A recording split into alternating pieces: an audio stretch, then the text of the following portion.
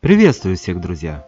Сегодня на обзоре весьма интересный и необычный самодельный токарно-фрезерный станок с необычными возможностями. Был сконструирован итальянским кулибином, будучи по профессии астрономом. При первом осмотре мы заметим вполне обычные составные части, присущие всем токарным станкам. Однако если присмотреться, то можно заметить, что даже станина не совсем обычная. Состоит из стальной плиты с прикрученными и приклеенными, по словам конструктора, плоскими направляющими, образуя Т-пазы для перемещения суппорта. По внутренним поверхностям направляющих перемещается задняя бабка. С задней стороны станины можно заметить профрезерованную площадку, предназначенная для крепления колонны вертикально-фрезерной оснастки. Площадка для крепления передней бабки также имеет необычную форму. На ней имеется градуированная шкала, предполагающая вращение передней бабки вокруг вертикальной оси на нужный угол, что увеличивает функциональность станка в разы. Говоря о подачах, стоит обратить внимание еще на одну конструктивную особенность, а именно на наличие еще одной дополнительной продольной подачи. Не знаю, чем руководствовался автор при создании такой конструкции, однако это имеет свою логику. Стол первой поперечной подачи имеет форму плиты с Т-пазами для крепления дополнительной оснастки, как, например, станочных тисков при фрезеровании.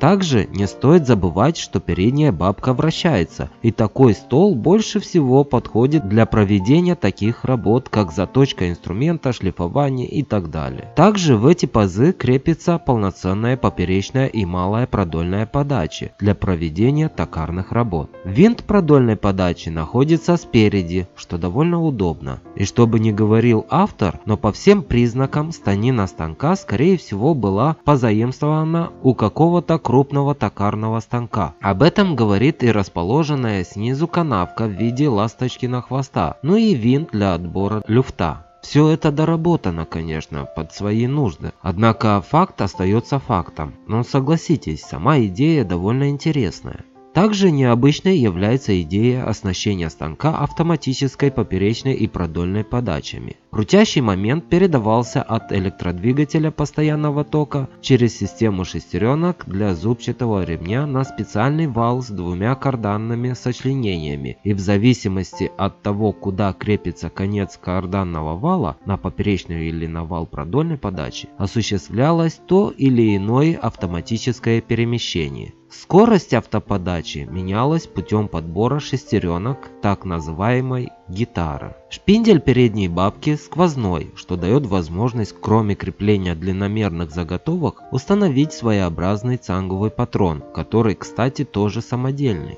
В общем, вот такой необычный станочек. Спасибо за внимание. Всем пока.